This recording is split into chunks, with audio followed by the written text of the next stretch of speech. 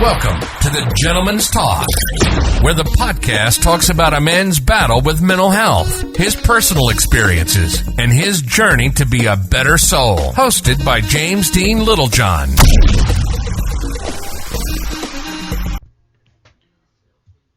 Hi everyone, and welcome back to the Gentleman's Talk.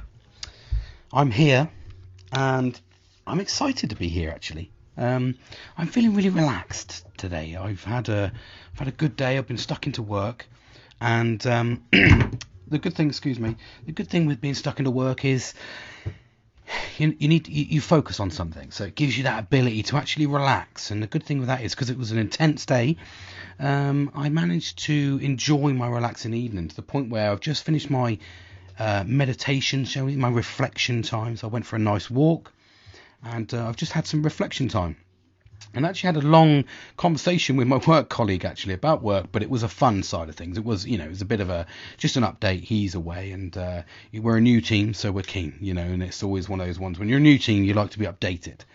But anyway, I digress. Interesting day, and I got something I want to talk about, a topic I've spoken about before. However, I'm going to put a bit more depth to it now. Anyway, but I want to start off with a little bit of a funny story, actually. And it happened this evening. So I went this evening to my men's mental health group. And the key's in the title.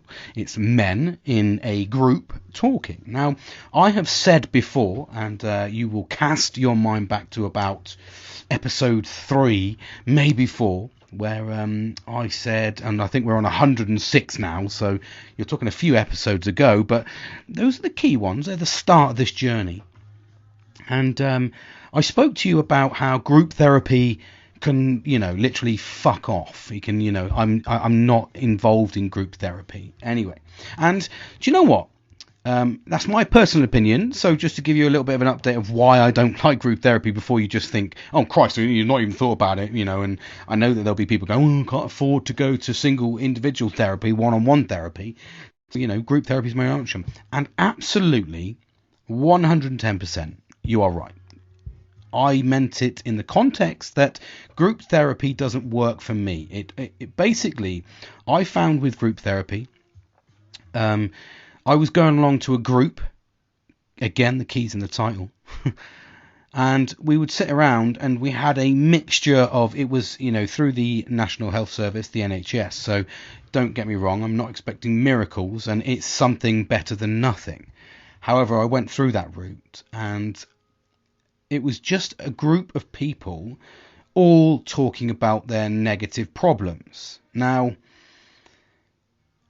I get it's a point to express, and I get it's a point, and this is my view at the time. We're talking, 7 years ago, 8 years ago. So it was one of the first types of therapy that I tried when I was trying to go down the path of there's something not right with my head. There's something not quite going on. I'm too angry, etc., etc. And that's where the journey started. So I went to my doctor, my local GP, and I said to him, there's something wrong. This is when I started, before I was going down. This was just, I went off my own back. I was a very angry person. I was very violent, and I meant not violent to women or anything like that. I just meant that, if we were out, because I was, 30s, early 30s, if I'd have gone out, I would be, and something kicked off, I wouldn't be afraid. It was that kind of violence, it wouldn't bother me, right, get stuck in, that was kind of where my mentality had gone. It was an adrenaline rush, there was anger, there was frustration, there was testosterone, all fueled by adrenaline, because that's what I thrive on. I'm a hunter, if you like, if in that sort of sense. I thrive on adrenaline. I thrive on fast motorbikes, fast cars, skydiving. I've done all sorts of things. Christ, I had a motorbike with ridiculous BHP at the back wheel. So that was what I lived on. Anyway, I digress and got passionate there, didn't I? But yeah, so it's kind of, you kind of move along, you kind of go, it was early. I didn't really kind of know what was going on. I just kind of went, right, well, I need some sort of help. So I went to the NHS, and the group therapy thing didn't work for me because I was in a really severely depressed place, and the group side of things didn't work because it was kind of listening to other people's constant negativity week in, week out. And so I left it, and that's why I left it, because it didn't work for me as an individual. And I understand through the NHS, you don't get the best of services. You get what we can afford, and it's an overwhelmed situation anyway. And anyway, so it didn't work for me. However, it might work for you. So before I go off on a tangent, it might work for you. It absolutely might. Sit down, give it a go. It just didn't work for me because of what I wanted out of it, and I think that was probably a little bit to do with the PTSD side of things, and then the anxiety creeping in. Those kind of things just didn't work well together, to listen to constant negativity, especially when my head was fueled with so much anger and negativity anyway. And I know that some people, they get depression and they'll go into a darker place and they'll go into more of a recluse mode. Whereas I tend to go, fuck them, I fight it. I just go, rah, let's fucking go for it, rah, fast bikes, everything. And that's how I deal with things, or how I dealt with things. So it didn't work for me. And then I had 38 one-on-one therapy sessions. Now, yes, I was very privileged in the sense I got that opportunity, but I didn't pay for it. It was through the insurance. It was basically what they needed to do to rehabilitate me, because I'd gone so far. It was their due diligence, it was their duty of care. This is why we pay for insurance. So, of course, I was very fortunate, and I understand there's people out there that don't get diagnosed, and they don't understand about the mental health conditions and symptoms. It's crazy. I think because it's so in my head all the time, symptoms I look from all the time. If someone seems sad, I'll go straight to them and go, fucking I want to just perk you up, because I don't want anybody to ever feel the pain that I felt. So I look for the signs. Whereas when I say to people what the signs are, some people still say to me, Christ, I never thought about that. Oh, I just thought old Davy Bollocks down the road there. I just thought he was fucking chilling out, mate. I just thought he didn't want a bit of life. You're right, he didn't want a bit of life. He's stressed out, and now he's fucking another statistic. He's gone and committed suicide because everybody fucking ignored him. So anyway, I went to this. So I tried group therapy, and it was it's just mainly predominantly middle-aged men. Instead of going to the pub, because pubs are so expensive, and that's what we used to do in the pub. We would go in, we'd have a few beers, and it's not what I would call therapy, because alcohol and talking about demons don't really fucking go together. And I found that out the hard way, trust me. And that's the problem is, men inherently go to alcohol to try and block it out, don't we? We try and drink our way out of these fucking problems, and that's when we become angry, violent, and it just becomes a snowball of bollocks and shit you don't really need. And it's all caused because you didn't go to the starting point, you didn't fucking talk to somebody, you didn't open up, you didn't say, fuck, I am not feeling great, mate. I'm not okay, instead of sitting there and saying, are you okay? Of course I am, mate. Fuck off. Don't. What do you mean, am I okay? You okay? You know what I mean? It's a bit like that, isn't it? So it's kind of, you get a bit angry. Fucking you okay, are you? Yeah, I'm fine, mate. I'm going for a fucking jog, mate. Do you know what I mean? And you kind of go a bit like that, don't you? So, anyway, I've digressed and pulled around. Group therapy is brilliant. It's not brilliant. I wouldn't say it's brilliant. I'm not going to over-egg it. But it helps. I go across, and I think it's because it's just men. We all inherently have the same moans, the same fucking problems, the same gripes. It's normally fucking talking about family or fucking women, I'll be honest. Or it's normally talking about our job and how people fucking are pissing us off and there's incompetent people. We all talk about generically the same fucking things, and there'll be an element, some people will moan about fucking football, and then there's a little bit of talking about, bollocks of stress.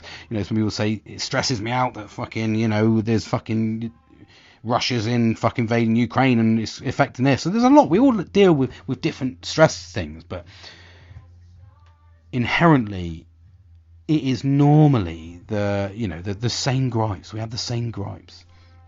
Whether it's fuck my back's bollocks because I fucking did this. They're all the same. So it's enjoyable to talk and listen.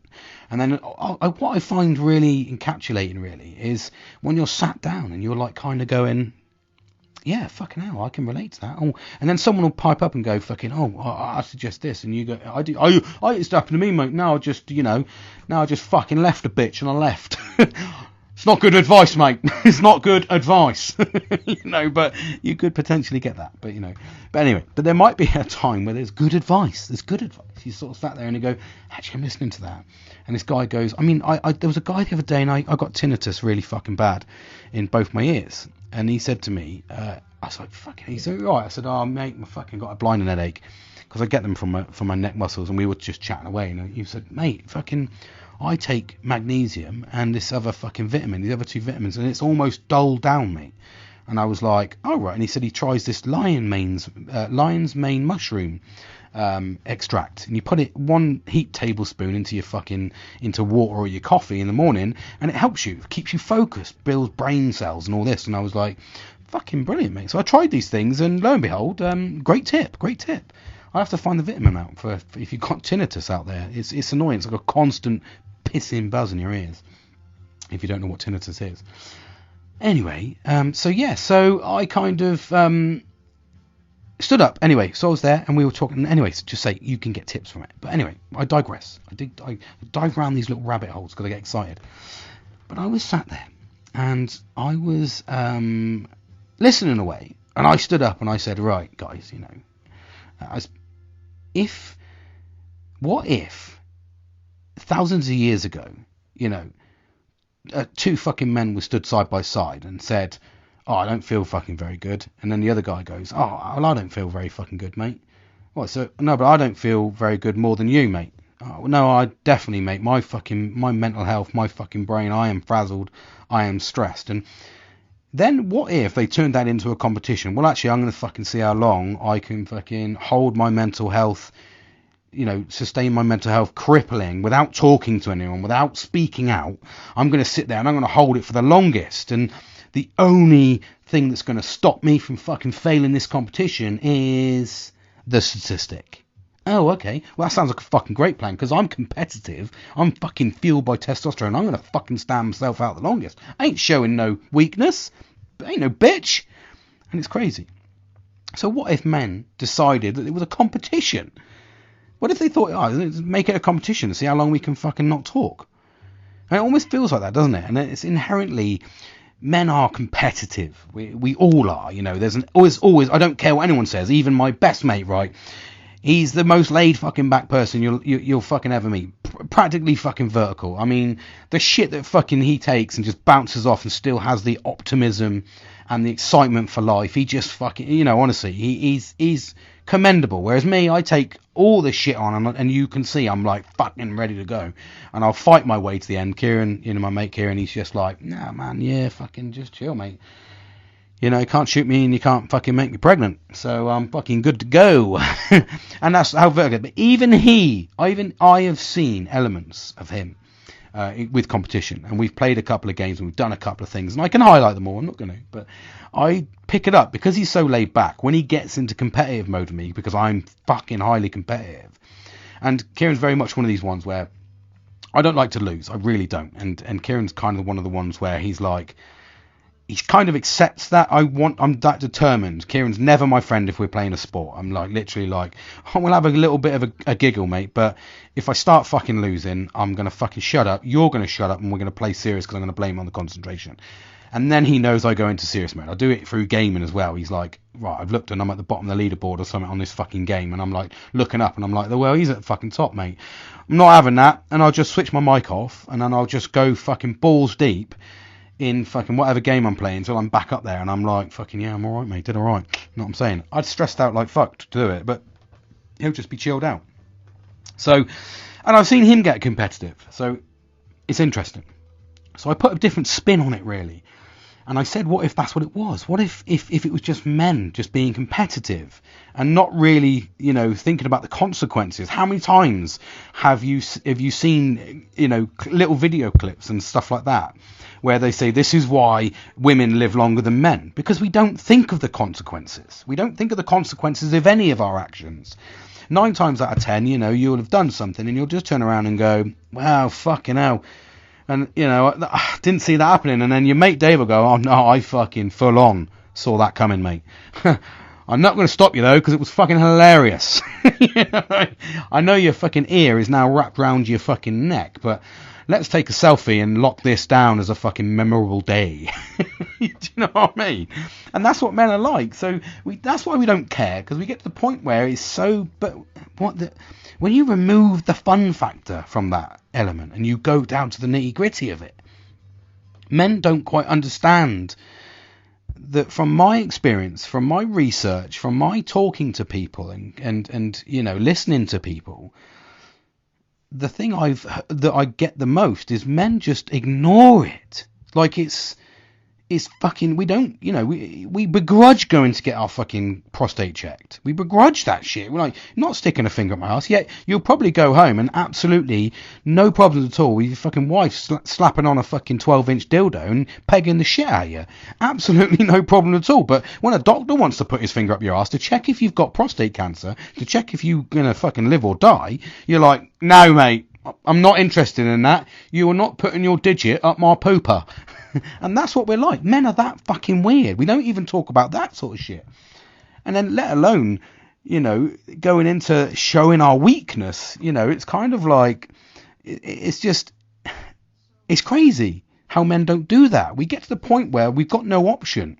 We get to the point where we're so stressed that our body and mind has just said, fuck you, I'm not interested anymore. And then your mind takes over. You remove all sensibility. You remove everything then from your fucking frontal lobe or wherever the fucking reasoning bit is in your brain, and you go, no mate, my brain is now so fogged up with dark material and dark thoughts that it's let me win. It's I'm letting it win. Sorry, and I'm just gonna let go. I've had enough. I can't deal with this. Fuck me. This is crippling. There's no way out of this. What have I got myself into? And that's the difference. And when you look at the statistics I spoke about a couple of weeks ago on one of my podcasts, where I said that in actual fact, men and women have the same, roughly, it is slightly more for men. I'm not being biased, but it is. But they're roughly the same suicide attempts. However, the catastrophic difference is 9 fucking out of 10, 99.9% of the people, men that try to commit suicide, choose a more lethal way of doing it. They know there's no going back. It's really rare that a man will not take a lethal way out, because they get to the point where they don't get the cry for help bit. They just go straight to, I fucking don't want this life, mate. If this is my life, fucking not worth it. I literally jog on. I'm not interested. I'm just gonna go to fucking sleep. And that's what you start to see. And that's when you see men, they almost give you the little key signs that tell you that there's going to be a fucking problem. And it will be if a man starts sleeping more, if a man starts going silent more, then you can see that guy is on the path to destruction. He's not, unless that person's like that all the time, but you would know that. But if it's not, if you ever stand next to and talk to a happy man, a proper happy man, you will never shut him up. He will talk all day long. When I'm happy, I never shut up. I keep fucking talking. Look at me on podcasts. I just talk to myself. That's what I do. There's no one here with me. I talk to myself for 40 minutes. That's how much I love talking to people. And when I'm happy, and I'm happy doing this, because I like to incite people. I like to give people hope and show them that we don't need to get to that fucking point. Please, let us get to the point where we cry for help first. It doesn't mean that you're a sign of weakness. The statistics show that you're weaker when you keep letting go and get to the point where you're no longer here. You're just a wasted life. You're a wasted potential. Amazing. You could be the next, the next bloody prime minister. Fuck me, anyone could be the next prime minister at the fucking rate that we've got. But I mean, look at it in context. You could be the next person that fucking cures cancer. You could be whatever you want to be. If you put your mind to it and you're just going to let go, you might already be successful and the stress has got to you. Well, take a fucking pay cut. Nothing is undoable apart from suicide. That's not undoable. So we need to get to the point where we don't get there. And as an advocate, somebody that's not an advocate, that's a wrong fucking word, as a person who has done that almost successfully 3 times, obviously I'm still here talking to you. I know that there is a problem. There's an inherent problem with nobody talking. And it's debilitating. It's crippling. And then you get the mixture of the other things you see on social media with the demise of men. It's just a vicious circle. And that's why we try to help. And that's why I think we need to talk and be open and talk about our problems, talk about what's going on. And that's why these little group, this little pop-up group, it's great. It's just go along, listen, different people. We just talk about shit. And it's an hour long, but it gets you through. And then if you find your hobby, like I've done, like I said, I'm really into golf. I'm loving that. I'm loving playing a bit of golf. I don't think it's extreme enough for me. So I have looked into, kiteboarding because I still need the water element unless I get into a fucking waterway. But I love golf enough to play it. But I still need an element of extreme in my life. I don't know what that'll fucking be, but I need to find it. Hold on, I've got some crazy Jim Diamond in the background here. I need to move that on. Sorry. Everyone will be like, no, not Jim Diamond.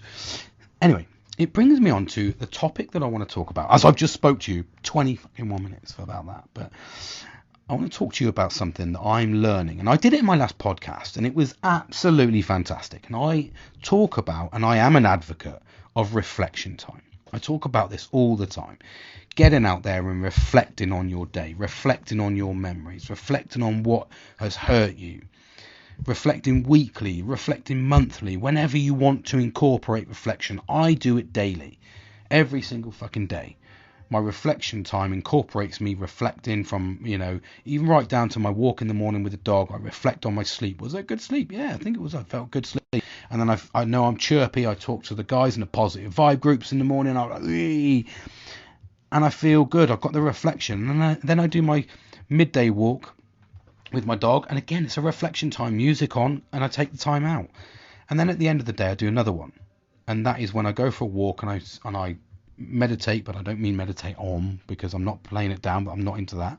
I'm into just being in my own body, as in that meditation aspect of it, just body mapping and stuff like that. And I just sit here in silence or with a little bit of low music on, as you hear in the background here. And what I do is I just reflect. I reflect on everything. I reflect on, have I been a bit... did I overreact here? Have I given too much information there? What does that mean? And, I got hurt from that. I felt that fucking pain. Why did I feel that pain? What was said to me that hurt me? And by reflecting all the time, I think you're a better person. I don't think. I know you're a better person. Because you're reflecting on your day, so it's challenging how you are reacting. Because I react through emotions. I do. I take things to heart. I shouldn't do, but I'm just a nice person. Don't get me wrong. I got the, the elements of, I do like a bit of, I like the fun. I like the sort of, I am kind of a bit of a robust fella, but at the same time, I'm quite chilled. No, not chilled. I'm quite, what's the word I'm looking for? I'm not even relaxed, really. I suppose I'm just nice. I'm just a nice person. I like to help people. That's probably the easiest way of doing it. Take away all the barbaric stuff. I just like to help people, and I like to listen, and I like to motivate people. I like to make nice things, design nice things. I like to do all sorts. That floats my boat. And, even my boss turned around to me today, and I was having a chat with her, and, I said to her, oh, thanks, thanks for the advice. And I put in brackets, I know I shouldn't say thank you, but unfortunately I'm rebelling against that decision because I'm a nice guy, so thank you. And I got the reply back saying, ha ha, you do make me laugh. Because it was like, as if to say, that's just, I don't care what type of manager you are. I'm firm but fair. And I like to say please, and I like to say thank you. I was raised with manners. I'll always shake a hand, and I'll always... give her the little kiss on the side of the cheek when I meet a female. So I'll always do that. It's just the way I was raised. It's courtesy. And, that's what I do. And if you don't give the kiss, you give a quick cuddle, a little sort of kind of, shoulder in barge, and I've always done that. And I just think it's manners. And kind of, it's important to try and just make sure that we continue to do that. And like I said, I'll always be that nice person. And I think that by reflecting, that gives me the ability to understand where I'm going wrong and what I'm doing wrong and how I'm doing it wrong. Whereas before I used to just ignore it, and fuck me, I sent some horrendous emails out. I changed dramatically in the last 2 years of my last job because I just didn't want to be there. So I sent some really emotional emails out, and I know that it shouldn't have been like that, but that's the way my head was. I was just full of anger. But I'm a lot more relaxed now. I tend to try and take a different approach to things, and that's because I reflect a lot. And I'm not talking about, sitting there and really getting down to the nitty gritty, but just having a quick, this can take 5 minutes, it can take an hour, it can take as long as you want. It's just inwardly looking at yourself. It's just having a look at your day. But what I want to talk to you about is, I promote this so much, but what I want to talk about is self-reflection. And by self-reflection, what's the difference between self-reflection and reflection? There is no difference, really. It's inherently the same thing, except what I'm asking you to start doing, and this is something I do now, is I self-reflect. So I inwardly look at how I talk to people, how I approach people. Have I been the factor that upset that conversation? Have I not done what I should have done? And inherently, straight away, as soon as I finished my last podcast, I was straight on the Positive Vibes group saying, guys, are you okay? I'm sorry, I took this from a selfish approach. I know I've had some bad times, but I took it from an emotional approach, and I just expected everybody to just cater for my needs. Well, hold on a minute, you selfish prick. And I'm talking inwardly. They need to know if they're okay. You need to know if they're okay, and they need to tell you they're okay, because that's what we're doing. That's what we're nurturing. We're nurturing that thing, and men do an element of that, how are you, buddy, but it's just not robust enough. So we've made it a little bit more robust, and that's what I've been doing, and that's what I mean. So what I've been also doing is that self-reflection technique now, developed from just reflection. And this is what I tend to do. I might even take 10 minutes out from a day, and I incorporate this. Even if I get an email through, and I read the email, and I digest the email, and I stop before I click respond. I stop and I self-reflect. How did that email make me feel? What have I written down? How have I written it down? Oh, that sounds a bit edgy. Oh, that sounds a bit fucking harsh. Take that out. That's not who you are. Whereas normally what I used to have done was just gone fucking send. And if anyone comes through the door, I'm going to fucking batter them because I'm not interested. That's my way. It's the fucking highway. So I'm adapting that because that's the mental health process. That's the black fog that I talk about all the time, just engulfing my brain. And every now and then it creeps back in. We get that. That's the journey we're on here. We're on a journey where mental health is a constant battle for the stresses that we're under. And I'm not saying that men endure different stresses, more stress than women. I'm just saying that we all have our own contributing stress factors in our life. Just how we deal with it is differently to women. We don't deal with it well enough, and that's what it's about. So by incorporating these new techniques, to look after yourself, when you do that, when you add that bonus of self-reflection in, it makes you look inwardly. Are you doing enough? How have you reacted? Were you the problem there? It makes you instantly rethink your thought process, and where you may have emotionally reacted to something, you may have gone fucking yeah of it, you may have had a conversation with someone and someone comes through the door and you're not quite feeling it and you're like fucking what, and I've been there. I reflect back actually to a conversation that I had, and this guy came into me. I was in the RAF at the time, and I was a corporal and this guy was a sergeant. And if you don't know the military rank slides, it means he's above me. And basically, he was from a different section. He came in to ask a job. And I was running the section at the time, so I was the senior point of contact. And it was my shift. And he came in and demanded this thing be made. We used to make stickers to replicate. We used to manufacture stickers. And he wanted things because we used to make them for the aircraft. But this wasn't for the aircraft. This was for something completely different. Anyway, he demanded this stuff, and I said, mate, you can't come in with that attitude. And then he went fucking blazing ridiculous on me, and I literally mean like he had me by the scruff of the neck. The next senior people come in, there was 3 people, all because I'd said no. He just fucking went ballistic on me. Anyway, he got pulled in, and I got pulled in, and he apologized to me, and it was left like that. And then later on I got an update just to find out that his wife had cheated on him and taken the kids, and he was left on his own back in the block. Now that's no excuse, but there's two factors there that can be dealt with. Number one, he should have spoken to somebody, and he should have been confident enough to go to deal with his problems. But as a man, he didn't. He just ignored it and thought we could plod on. And then there's the other side of the factor where, when you know the backstory, does it forgive him? Well, as a man, absolutely does forgive me. But then you have to look at the other aspect of it. What if I hadn't been a man? What if he'd have lost it and that had been a woman? And I'm not saying women are incapable of looking after themselves, but let's be realistic now. A man, that's fucking 6 foot, 44, 45, 46 inch chest, and I'm just going off the side, is roughly the same size as me, fucking barreling down screaming at a woman, you don't know where that's going to go. So I can forgive him to an element, and when I knew the backstory. However, it wasn't a forgivable action. And that's where we need to remember. But that all could have been dealt with if he'd have just gone and sought help. But he doesn't, and he doesn't, and we don't. We don't do that enough. We don't reflect. So, and that's a memory that memory was from about 12 years ago. About 12 years ago. So, and I just put it to bed. I just went, that's fine. It's one of those things. But maybe if he was doing these techniques, maybe if he was self-reflecting, looking inwardly at himself and how he reacted. And we did a little bit of self-reflection afterwards. And by that, when he was apologising to me, he said, I was completely out of order, and I've reacted emotionally. I shouldn't have done. You were just doing a job. You were asking me to fill out the paperwork, and basically the paperwork would have drawn the process out, but it's a requirement. It's a process. And I tried to explain that to you. He said, absolutely. And that right there is, they call it mediation, because it is what it was. We were talking it out, so it's mediation. But really what he was doing, because I wasn't offering much mediation, because I couldn't say anything. I was just like, I accept your apology, but don't fucking do it again, sort of thing.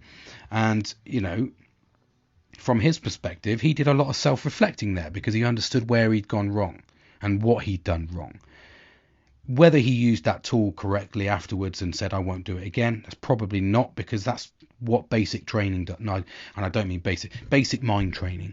That's the word. That's what basic mind training does. Like I said to you, you have to do a new technique. So if you're going to implement a new process into your life, such as reflection, such as self-reflection, if you're going to go for a walk at a certain time every day, once you do it 3 months, it becomes a learned habit. And I've spoke to you about that, plenty of times. And it's important that you stick for it for that period of time, because if you don't, it will never become a learned habit. And okay, yeah, well, I'm not giving you 3 months on the dot, but when it starts becoming natural and you're not thinking about it and your body knows to wake up at a certain time, because we all do it. If we set our alarm for 6 o'clock, guarantee in about 3 months' time, if you change that time to say 6:10, and you did that 6:10 for 3 months, that would become the norm. You would start waking up at 6:10. It's what happens. It's once it becomes a learned habit, which is why a lot of people struggle at weekends if they're used to getting up at a certain time Monday to Friday. It'll only be if you have a really late night on the Friday that you'll probably sleep in. But then some people have a body clock that will just keep waking them up at the time they're used to waking up. And that is proven when it lasts 3 months. So it's like anything. If you're going to incorporate reflection, meditation, yoga, Pilates, you have to do it every day for 3 months for it to become a learned habit. Acknowledging that if you do it on the first of every month, it's not going to happen in 3 months. You may get used to, it's the first of every month, but it's still going to take longer. You have to keep doing something for a period of time. So if you every Tuesday and Wednesday you go for a walk, you're going to know that every Tuesday and Wednesday your body is going to want to walk. You're going to think, I'm feeling a little bit like I've got a boost of energy, and it's 6:30 on a Tuesday. What the fuck? Because for the last 3 months I've been going for a walk. Fuck, I better go and burn the energy, because your body will adapt to that. So it's important we look after each other. Absolutely. It's important that we self-reflect. It's important that we add reflection into our life, and just watch it work for you. I promise you, it will start working for you. And then you just build the building blocks. I've given 105, podcasts of tips and tricks. I'm gonna keep going. I'm keep developing them myself. I keep adding new things in, and I like to talk about my experiences. Like I said, the experience from tonight, talking about the funny aspect, turning mental health and how long we can deal with our problems and how long we can suppress them for as a competition, because we are testosterone fueled wankers, because that's what men are. We just turn everything into a competition. But if you make a little bit lighthearted of that fact, not forgetting the immense statistics of suicide rates in men, but we can stop that. We can bring that forward. We can stop that action from happening by being open and honest. Don't get to that point. Talk openly. Yes, we have problems, and I'm talking about the problems that I've sustained over the last 11 years. Real life, real scenarios. That's what's important to me, because I want you to understand you're not the only one. I don't think I'm the only one. So, we all go through these things in life, but it's important that we acknowledge that it's just the norm. We just need to support each other.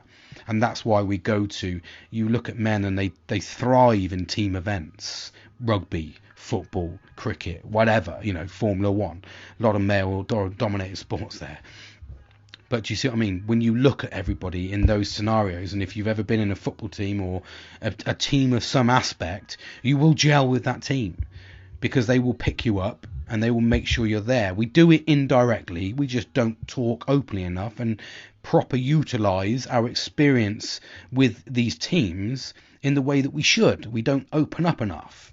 And we need to remove the stigma that it doesn't make you lesser of a man if you're sat there and you pick the right moment to say, not that there is ever a right moment, but you pick your moment and you go for the chat, and you say, when someone says to you, "You okay?" If you're genuinely not okay, say, "No, mate, I'm not really actually."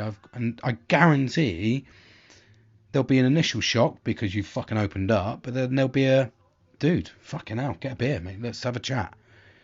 When you nurture that openness and you're willing to listen and you're willing to advise if you have the advice, but sometimes just being an ear is an amazing thing, you'll realize how empowering that makes you feel, and how you can get over things, and you start looking at life in a slightly different way. Trust me, if you'd have heard my tragic news, it's debilitating, but I've got to look positive at life. I have to. And I have to be around the same people with the same process, the same path, the same desires to look after me as I want to look after them. I surround myself with the right people. And if you've got that, don't abuse it. Look after it. Hold on to it. And make sure you care for it, because when you lose it is when you realise you've got to work fucking damn hard to get that same thing back. You get one chance. You've got to live it and enjoy it. We don't know when the end day is, so we need to enjoy every step of the way and every moment that we're on this planet. Enjoy it. Stop being so negative and promote positivity and look after each other. Thank you for listening. I really appreciated your time, and I look forward to talking to you again. Hopefully I'm going to organise for possibly tomorrow night to get myself a cheeky little live number with the Billster. He has been dying to come on and chat, and we've got a lot to talk about, so I look forward to touching base with the Billster. So thanks for listening. Speak soon. Take care and stay positive.